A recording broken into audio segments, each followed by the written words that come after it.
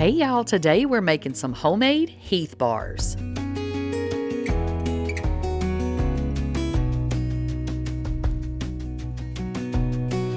Okay, so the first thing you're going to need to do is get your pan ready. Now, I started to do a full recipe of this, but I ended up only doing half.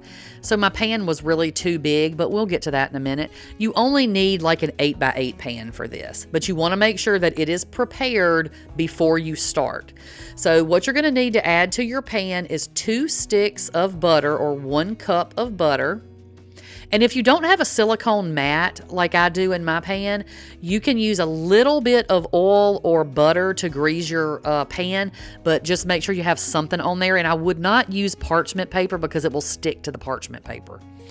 So we're going to get our 2 cups of butter melting, and then to that we're going to add 1 cup of sugar. That's just plain white sugar.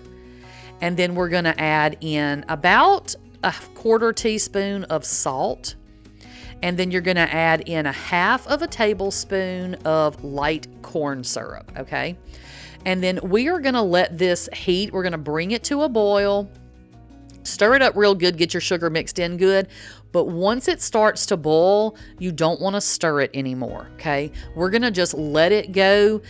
And ideally, you would be doing this in like a thicker pot, a heavy bottomed pot, because it maintains the temperature better than these thin pans, pot pan, whatever. But mine was dirty in the dishwasher, so this is what I'm using. So once it comes to a boil, you're going to let it boil like this until it reaches 295 degrees Fahrenheit, okay? I am checking mine with my meat thermometer because that is the thermometer that I have. But whatever kind of thermometer you need, you have candy thermometer or whatever, that's what you're going to use. You just need to make sure that this gets to 295 degrees Fahrenheit, okay? And again, I would use a heavy bottom pot because it's going to maintain the temperature so much better. And I'm going to show you in a second why I'm telling you that and what happens when you use a thin pot. I'm going to leave my mistakes in here so that y'all don't make the same mistakes I did.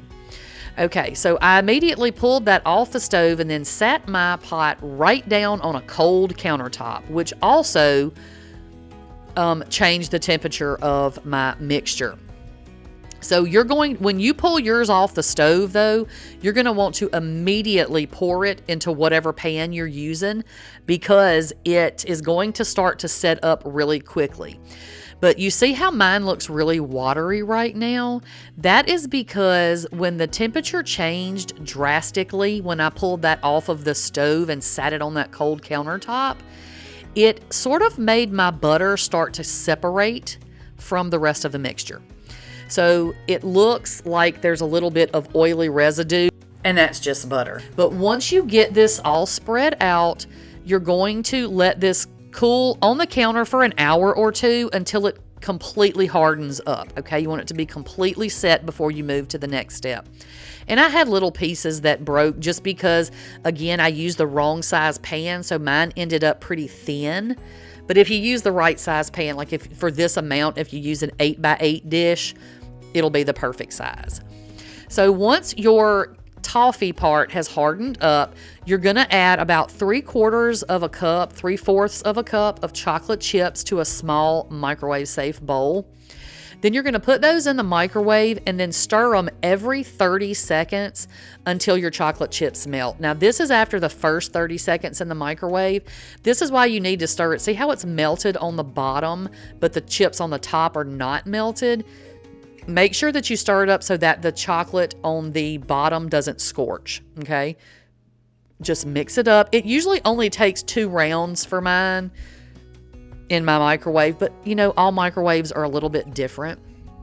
So this is after the second 30 seconds, and it looks like they're not melted, but if you mix, usually at this step, the already melted hot chocolate that's in there will go ahead and melt the rest of the chips that aren't completely melted. See how it's getting super smooth just as I'm stirring it right there? And you don't need to add any, a lot of times you'll add like coconut oil to thin your chocolate out and stuff. You don't need that in this recipe. So just the chocolate chips is what I used. And the printable recipe link with all the instructions will be down in the description box for y'all. So now what we're going to do, I don't think I said this either. When you're heating up your mixture on the stove, do that over a medium heat, okay? You don't want it too high, but you do want it hot enough to boil it. Okay, once our chocolate is all melted and ready, you're just going to spread that out over the top of your toffee layer. Because if you don't know what a Heath bar is, it's basically toffee covered in chocolate. And the candy bars obviously are completely covered, so the bottoms are also covered in chocolate. But since we're just making this at home, I'm just going to spread it on the top. I mean, it's going to taste exactly the same. So you can do it either way. You can break this into pieces and then dip the whole piece into chocolate if you want to do it that way. But I just found that it was easy to just spread it on the top. And again, it will be more uniform and easier to work with if it's in the right size pan. But again, do as I say, not as I do, right? So I'm just spreading this out. You can do it as thick or as thin as you want. If you feel like the chocolate's not thick enough, then use more chocolate chips. Any way you want to do it is fine. That's one of the best things about making stuff at home and doing it homemade is you still get that yummy flavor like if you bought it from the store, but you get to adjust it to exactly how you want it. So you're just going to let that sit on the counter, or if you're in a hurry, in the refrigerator until the chocolate completely sets up. And y'all know I had to get me a little taste. So the little pieces I didn't cover in chocolate because I thought that piece at the end was broken too.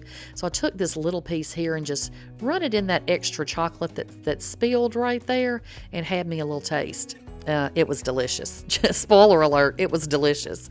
So anywho, now all you have to do, now if you want it to be perfect, you can try just cutting it with a knife or whatever, but I just break mine. Just break pieces of it off. It doesn't have to be perfect, y'all. It's going to taste exactly the same whether you break it or cut it, I promise.